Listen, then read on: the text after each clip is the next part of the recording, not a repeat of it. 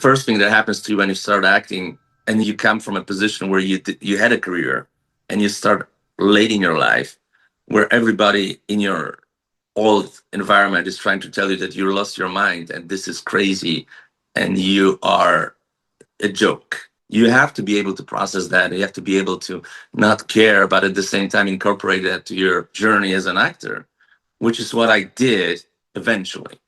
So it didn't crush me. It did hurt me at the beginning, but then I used that pain to kind of get over the hump. Filmmaker Magazine presents Back to One with Peter Rinaldi. Martin Harris is an actor. He sat down with me in cyberspace to talk about the work. Do you have a typical way that you like to begin your preparation process when you get a new character? Yeah, it's a great question. And I would say there are two different types of preparations. If you're prepared for an actual person to play or to audition, if it's a historical figure, if someone that really existed, if it's someone that it's based on potentially someone who existed, if it's not exactly him, but it sounds like it could be someone like him, then of course the research is about that person, that specific person, and his to watch his videos. That's the best way, because you can see his body language, you can see his way of communicating with people. So that's one thing. If that's a fictional person, I try to find an actual person that reminds me of that fictional person. So it's always trying to find some reference point, and music is very important for me too. Like every single time when I'm going on set or working on a character or working on a specific project, I try to attach music to it. Like for example, when I was going to the set of Superman in Atlanta, and that was very, very early morning because I stayed with my friend that lived an hour away from set. So that was 5 a.m.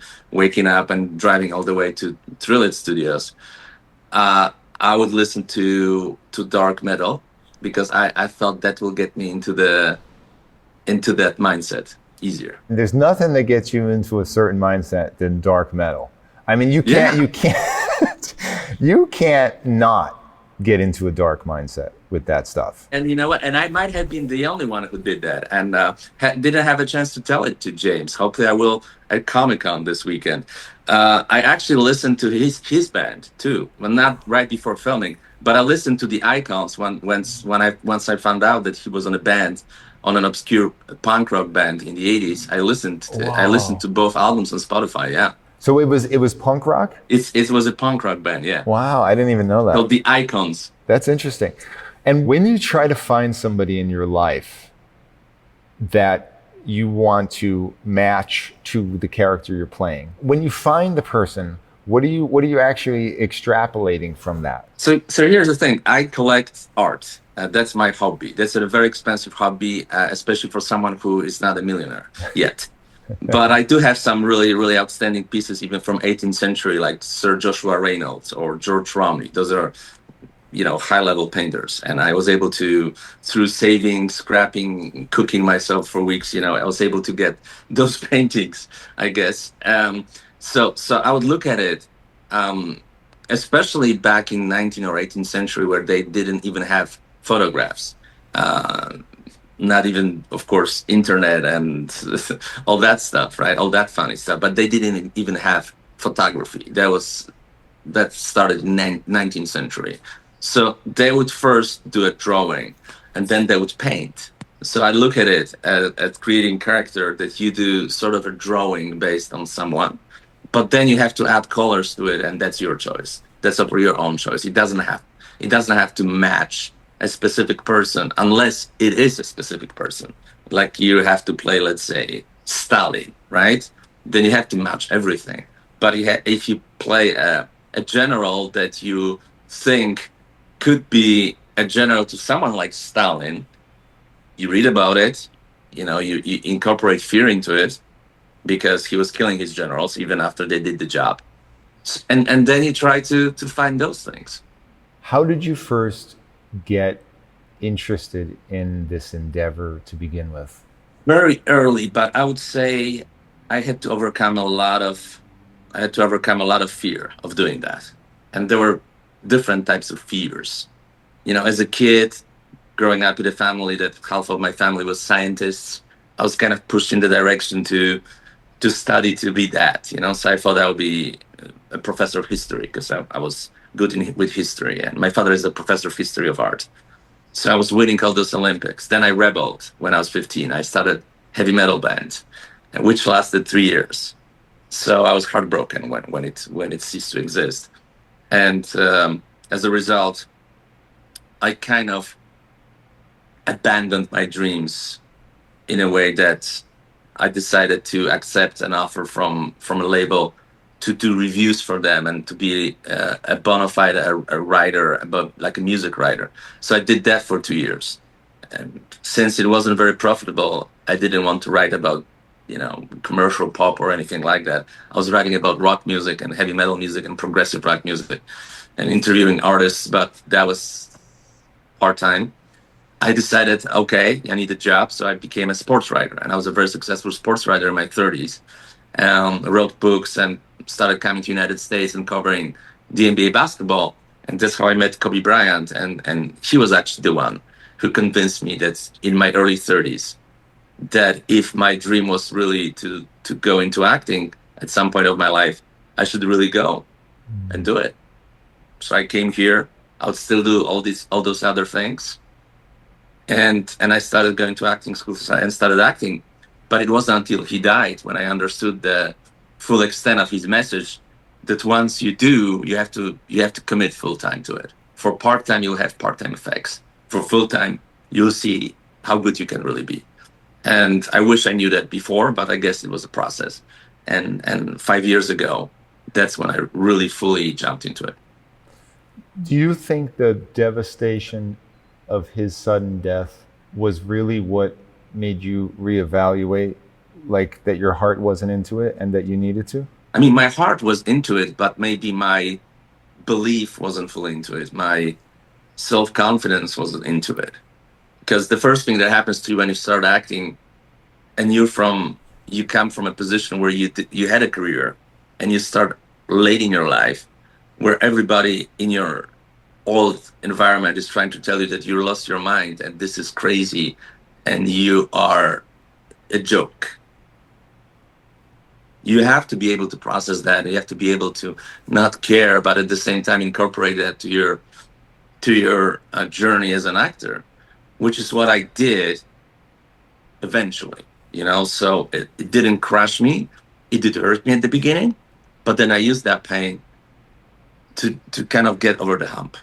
And once I did, it was much easier in terms of being okay with this decision and embracing that. Can you talk about what actually shifted when you went all in on this career? What actually changed? Yeah, the best thing is by far, and I see the results right now, 5 years later. By far, the best thing is less distractions. You're more focused. What is your job, what is your passion, what is your career, and what is your personal life. Because like the one thing that I sacrificed the most looking back was my personal life, which I didn't have any because everything was doing all those other things, and I had all those people in my life, professionally, constantly asking for something. Where now this is more very directed, I have my agent, I have my manager, I do my auditions, I try to go to see movies, premieres, plays, I rehearse, I meet with other artists, we talk, but it's all very much connected.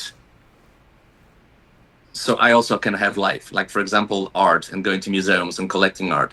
This is my hobby, music is my hobby. So it all makes sense, it all lines up. When I was still doing both, like trying to write about sports, and then I started doing acting and my first roles, I almost felt like it felt schizophrenic to me at some point. It's like here I have to interview an athlete and then I'm being interviewed, but I feel bad about it. It kind of feels weird. It just didn't work. It just didn't work. It created a lot of chaos in my head. and a lot of doubt, like who I really am. Once I made a commitment to doing one thing, I think it cleared all that, and the results came because suddenly I started acting more. Yeah. Although I know it's not a given. This is a very humbling business. Like sometimes you can have 5 jobs in a row, and then you're considered for 5 more, and you don't get any of them. So this is a very humbling business. You have to accept that there are highs and lows, and you kind of try to stay in the middle. Is there some approach to auditioning that you have settled into at this point? Yeah, I would say I'm much better on set than in auditioning. Still, I always expand my role somehow when I'm on set. The director's giving me a little bit more or a lot more in every single job. Pretty much, I do. Like on Stranger Things, they added me an episode. On Amsterdam, I wasn't even supposed to be in it, and they put me in it and added me actually another scene. On Superman, he pretty much added me to 2 scenes on the set on the day of shooting the conference and scene, the press conference scenes. I wasn't supposed to be in those scenes, but then he thought, since I'm close to the president all the time, I should be also in those scenes. So they see that I'm very good on set. With auditioning, I would say whenever I take the boldest choices, that's probably when I usually get the job. But also that's often when I don't get a job at all, because it's a wrong mishit. But at least I think it's better to take bold choice, and I keep reminding myself, because sometimes I fall into the trap. Like with the General and Superman, I could have fallen into the trap of playing him tough and being a soldier, which wasn't the character quite. It was, but at the same time, he's scared of the president because it's, the Eastern European type of a president, and he's a despot. So I had to incorporate that. So whenever I take chances, that works, and I have to keep reminding myself about it. So wait, what do you think it is about you once you're on the set that makes people want to add you into scenes? Can you be objective and say this? I think I just come very prepared. I think I understand the character. Plus, I feel like, there's no small roles. Like they say, there are only small actors. But I feel like I've grown a lot in the last 5 years, and I'm capable of. And I just did a lead role in a short film that was written by son of the creator of The Simpsons.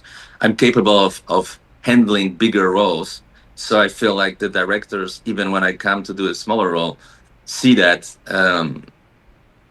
that I'm capable of doing more, and they give me more. That's a real unique quality, because I think that that doesn't happen a lot. No, it depends also on the director. For example, on the set of Amsterdam, I've seen it quite a bit, because David O. Russell is a very improv-based director. He was changing lines and scenes constantly. Pretty much very little from original script was in the film. It was all changed into something else. So I've seen that. There was one guy who I think came for a day and stayed for like 25 days. I wasn't supposed to be in it, and I stayed for a week. And I had a part that ended up in the trailer for the film. And he added it like while filming. So yeah, it happens, but it depends on the director. Some films or shows, like I'll give you an example, like Marvelous Mrs. Maisel. So Marvelous Mrs. Maisel was to the word. Yeah, you had to say everything to the word. Then I talked to the casting director that was casting the show locally, and she was saying on a workshop, I think, that if actors changed anything in their audition, it was automatically disregarded. So I come to the show, which was one of my favorite things I worked on. Really, it's a beautiful long scene, and I had a really nice part in it. But I remember they had this script supervisor to my right, and on one scene I think I said "the" instead of "eh," or other way around. She comes to me and she's like, "In the script it says "the." We have to do it again." So some shows or films, they're like to the word. That's and ridiculous. Some, they give you more room. Yeah. But I mean, come on. I mean, I get it, but that is crazy. Yeah, I mean, listen, they believe in the script, they believe in those jokes, at specific timing. The show worked. It was one of the best shows on TV. Listen, Yep, you sometimes can't it argue with works. that, right? Well, in Stranger Things too, I think at the time, and the director loved it. I had a great idea for one little comedic bit in the prison that I wanted to add because we were there on set for 2 months, and like I had some ideas, and the director who was there, he loved the idea, but he was like, I have to run it by the Duffers, right, who are the creators of the show. Yeah. And then he comes back to me the next day and he says, no, they don't accept any changes in the script. Too bad, because That's he a liked the bummer. idea. Yeah.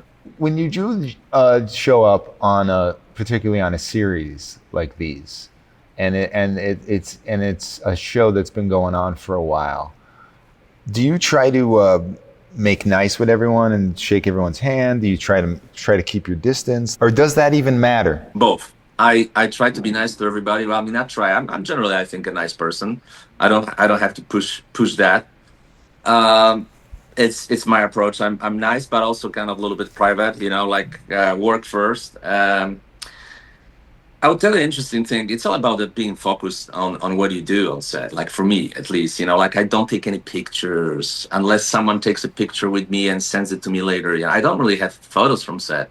People ask me constantly, like even in interviews for like a morning show in Poland. Why don't you have photos with all those actors? Why don't you have photos with the directors?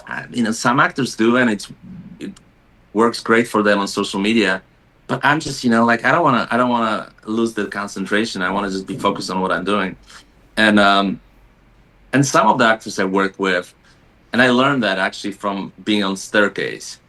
So when I was working on Staircase, I came in the morning. The set was in like a parking lot, and there were 4 chairs. So I sat first drinking coffee, and then Sophie Turner came, Odessa Young came, and Patrick Schwarzenegger came. So we're sitting 4 of us and we're talking, and either all 3 of them or 2 of them. I'm sure Sophie and Odetta had it. I'm not sure if Patrick had it. They had books, so we talked a little bit, but then we approached the shooting time. 15 minutes before shooting time, they're all reading books. Why? To get focused. And the same thing happened on Superman. Isabella Merced, before every take, for 5 minutes, she was reading a book. So I started doing that too. And what does that do for you? Like, is that because I've never heard this. Like, it doesn't matter what the book is. I mean, is it just about getting your mind on words that are getting your mind settled? It's reading or meditation sometimes too helps you settle, helps you with anxiety and having a lot of rushed thoughts that can take you away from, like if you the problem, like a lot of people now have anxiety or all kinds of different ADD, OCD, all those kind of things. A lot of that is because of the cell phones, really, and people just scrolling through stuff. I scroll through stuff all the time too. I try not to. Like, for example, this right now, me talking to you, that's a good meditation practice because I don't scroll through the phone while doing it. Yeah. I don't check my Instagram. I don't check ESPN app on if someone got traded from one team to another. I don't check my messenger, and I still keep it very basic. Some people have hundreds of apps. I maybe have 10, I don't know, but that's a distraction. So instead of being on your phone, you read a book that helps you to kind of, that helps you to establish the place and time. You're here with your book and you're going to go to work. I think people need to hear this more. I think there's something about, because the actors, like, to get really pretentious, the actor's instrument is the body and the mind, right? I mean, and you do a lot of things to tone your body, but what about your mind? And I'll tell you a funny story about this Staircase thing, because on the second day, right, when I saw on the first day that Odessa and Sophie had books, I needed to buy a book. It was in Atlanta, and I couldn't find a bookstore next to mine. So there was only one bookstore, the place I was staying. It was in Georgia Tech. So I went to the bookstore, but they only had technical stuff, like college technical stuff. But I found they had also philosophy stuff. So it was all technical books or philosophical books. So I bought Plato. I bought a book from Plato. So I show up at the makeup next morning, and Odetta, oh, we'll have a intellectual conversation today, ha ha ha. And then I go to set, and guess what? I start reading the book. So I start doing the same thing they did a day before. And an actor who I absolutely admire, one of my favorite actors that I kind of see my career going in that direction in the best way, best case scenario as a character actor. Michael Stuhlbarg comes to me and he's like, oh, this is interesting. I did this as a play on Broadway. And then we had a conversation for like an hour about everything. So you see, like this kind of stuff stimulates other creative people to have conversations, and it's better than checking, I don't know, what people do, Bumble on their phone. Right. I guess. So true. When I heard that you didn't even know that you were auditioning for Superman, it's something called Genesis or something, right? Yeah. And then even when you got it, like, you didn't know. I mean, until they told you. I'm gonna tell you like the craziest story ever about this. I never said it to anyone because I was ashamed of saying that. So I go to tape, to do a self-tape very often because I'm not very good with technical stuff. I have it set up at home, but it's just not my talent to set up the light and all that. I'm not good in self-taping myself from the technical standpoint. So I use SAG-AFTRA facilities. They have professional camera, and you have a 30-minute slot. So that also gives me motivation to be very prepared because I only have 30 minutes. So I went there to tape for a guest star on a show. Not a very big show, but it was a guest star. So I was 27 minutes into my time. I had 3 minutes left. And I'm like, hey, you know what? We have 3 minutes left. I have this like small audition. I wanna tape. Can we get like 2 takes? And we did in the last 2 minutes. I rushed through it. And then 2 weeks later I found out that I booked, and that was Superman. That's crazy. That's crazy. Why is that embarrassing? Because I literally spent 2 minutes taping it. I think that's amazing. I mean, when I hear that, I think like when you don't have pressure on yourself, those are the things you do the best. Yeah, probably. Because your natural instincts comes through. Yeah. I mean, shouldn't you approach it that way for everything that comes in? Well, it depends. Every role is different. Sometimes there's so much going on in the scene, and it's a long scene that it's like you have to remember so there's this backstory, and then I have to. Sometimes there's a scene I have to tape for, and there are like 5 different people you talk to, and you have to put them in different places. Sometimes put them in different places around the camera. Yeah, so I sometimes tape lines on just to have an eye line. So like I put like a little card with my line, or like 2 lines far to the left, and so that helps me to look at those different people. They're like little taped cards, because otherwise it's I don't want to be doing just moving my head like a crazy person, Yeah, you have to have some point of reference. Consistency. Yeah, some point of reference. Yeah. So what happened when you found out what this was, and what did you do then? I'm assuming you dove into all the Superman stuff that you can grab, right? All the old movies and all the. Did you read all the comic books? No, I haven't done that. I didn't read many comic books. I did as a child. As a matter of fact, Superman and James Bond were 2 of my favorite characters. I would say James Bond #1, Superman #2. James Bond was my biggest dream to be on, and it still is. And I hope that one time it will happen. Superman was my second biggest dream. So now I'm 1 out of 2. That's amazing. 1 out of 2. So 1 more to go, and hopefully more, of course. But I did watch all the films. I have a friend of mine, an actor who is a huge Superman fan, and he kind of gave me a list what to do and what to watch. I haven't watched the Superman and Lois TV show, but I've watched all the movies. And to a degree, I liked them all. I actually liked Superman 3 and 4 because it's so cheesy and funny.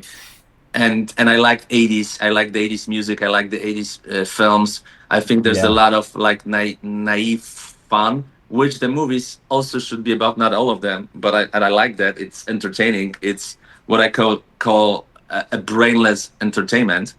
Where Yeah. you just having good time, but you're Yeah. not necessarily trying to change your life based on watching the movie. I think the last two Superman movies before this one were very, very good films, but not necessarily the very good Superman films. Yeah.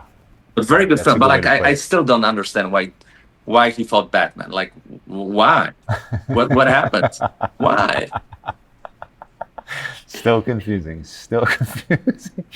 So I heard you say that James Gunn shoots very fast and he knows what he wants and he's not precious about it, but it's a well-oiled machine. Oh my Everybody's goodness, working very unbelievable! fast. That was Yeah. So unbelievable. was that surprising? And Shocking. I spent 2.5 weeks on the set of Red Notice to do one scene. I get it. It was a he big didn't complain, castle, right? He and didn't complain. no, I did not complain. No, and I get it. It was a castle, and there was a start of the scene and at the end of the scene, and they didn't know if I'm gonna be seen in this angle or that angle. I was on, at the tower guard, so they were filming from different angles. So I get it. I get it. But so I expected, he was gonna take his time to establish each shot. But no, I went there 8 a.m. breakfast. I think 8:30 or 9. First scene, 30 minutes. Next setup, 10 minutes. Next scene, Wow. third scene, lunch, fourth scene, fifth scene, and we pretty much did everything in one day. Then we just added stuff on Monday, and that was it. And then and And I'm I think like, it's important for people to know that you're not talking about green screen. I mean, there's no no, green screen here. no green screen, no green screen at all. No, the only green screen I think they did, I assume, was after the Hawk Girl comes and takes the president through the window, and they fly. I think that the flying part, they had to do some sort of green screen or blue Yeah. screen. But that was before we filmed this whole sequence, and this is a very complicated sequence because they had actually Isabella or her photo double on wires. We had to. She was on those wires flying in the actual flying in on the wires, and there were the stunt guys, some of them on the wires because one of them is like flies back, and it's a very violent moment, and it was all real, shot like 100% real, Wow. and the escape to the window, all real. Everything Wow. was real. The conferences were real.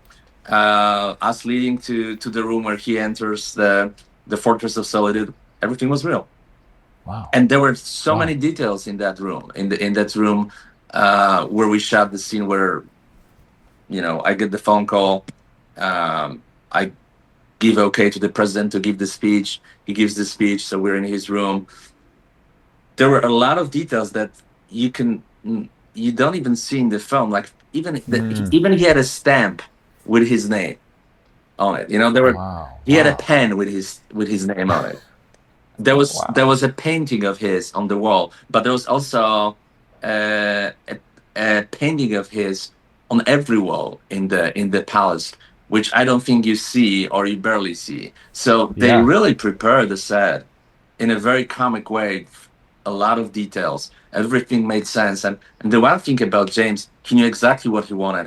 His camera operator and all the grips, they knew exactly where to be, and every shot we took was different. We didn't try the same shot twice. Like Yeah. he was doing things different. Like for example, we did one take, second take, third take. He would add a little detail. So the scene when I opened the door for him on the third take, he tells me, and it was just like very casual. Like everything was very casual and very friendly and very loose on set. It was not like nobody was yelling, nobody was tight. Yeah. It was like all Yeah. very, very friendly, almost like shooting a party video at home. So he tells me on this last third take, don't look him into the eyes, look into the ground when you open the door. And those little details, they add to the character. Yeah. Like Yep. in the scene Makes a where big difference. yeah, when the Hawk Girl comes, and I had initial intention to help the president. He says, no, don't help the president. Just back to the wall and make yourself invisible and hide your face in your hands so she doesn't see you, so you survive. That's the kind of thing, like when things like that are delivered to you in a very loose way, it keeps the creativity in you. Yeah, and those are very specific notes he was giving me. Like, for example, when we do the press conference and he did 2 takes, the president, on the third take, and that's actually in the film, when he says that Superman wants a harem, he likes Boravian women. He asked him to make a gesture like Boravian women, and he like makes this little dance. That was James' invention. Like, he adds those little things, and that's what a great director does. Like, he tells you specifically what he wants in the scene, like from you, instead of he tells you what to do, not how to play an emotion. Some directors, especially early in the game when I was working on like low budget films, they will tell you, oh, I want you to be heartbroken. I want you to be sad. I want you to suffer. I want you to laugh. But that's asking for emotions. No. James tells you what he wants you to do, you know? Yeah. You put your emotions into it, but he just tells you what he wants you to do, and your way is to figure it out. He trusts. That's why he's good with casting people. That's why everybody praises him for casting the right people, because he's like, okay, I got the guy I want. I can tell him what to do, and he will do just that. I'm imagining that there's other kind of big films where actors feel lost in the world, but you, from what I'm gathering here, felt like a part of the world. Yeah, and it also helps when you feel like, you know, the director trusts you. He gives you more to play, and more to build, more to create. You know, there've been some jobs where I literally had to just come in and say 2 lines and leave, you know, and there's not that much you can do. And then people tell you, oh, this guy is playing small role, but what can I do? You know, I have to be true to the character, you know. Like, do you expect me to have like if I'm let's say playing a bartender serving a drink to a hero on the show, do you want me to have a heartbreak while doing that? Or like going through through some mental disorder thing, you know, like I could, but I don't think that's what they want from me, you know. Right. Some roles are, you know, they're just don't give you that much to do, and you know, and people are like, some people are telling me after like Miss Maisel or young Sheldon after Superman, oh, you did this, you did more than here, you know, like what a change. But yeah, because I had more to do, I had more to play. Is there something that you wish that you could do to show that you have this ability that no one has seen yet in terms of acting? Like, is there some kind of project or some kind of specific character that you're like, oh, I wish I could have an opportunity to show people I could do this? Yeah, I would say something like I did in Superman, where I can play the character that is more complicated than you would think at first place, but to have even more scenes and more.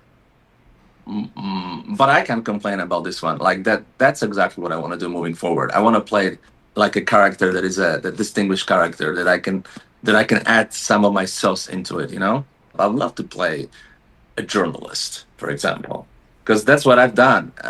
When I didn't know what to do in my life, that was the time I went to journalism, because it seemed like a safe place, and it was, you know, like I had a very good career, and then I realized moving forward, probably I'm more on the artsy side, and I should jump into that, especially with how the media have changed, you know, into more sensationalism and stuff, which I never was interested in doing ever. I was more into doing like long stories and stuff. But yeah, I mean, I would love to take this from my life, from my personal experience, and play, I would say, a Louis Lane in pants type of a character sometime in my life, because I know exactly what this job is, especially if you have values of serving the truth, which I was, you know. So serving the truth, I like that. Yeah, that's what acting is also all about. That's why I think it wasn't that heavy transition for me personally as it could look from the outside, because it's telling stories, just you tell them through yourself, through your body, through your voice, instead of writing. Martin Harris, thank you so much. Oh, thank you. Back to One is a production of Filmmaker Magazine, which is a publication of The Gotham. Listen to back episodes of this podcast at filmmakermagazine.com or wherever you get your podcasts.